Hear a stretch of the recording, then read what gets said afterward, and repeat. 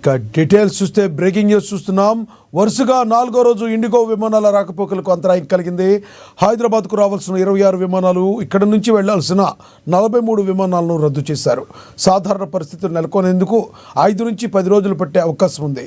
IndiGo విమాన సేవల అంతరాయాన్ని కేంద్రం తీవ్రంగా పరిగణించింది.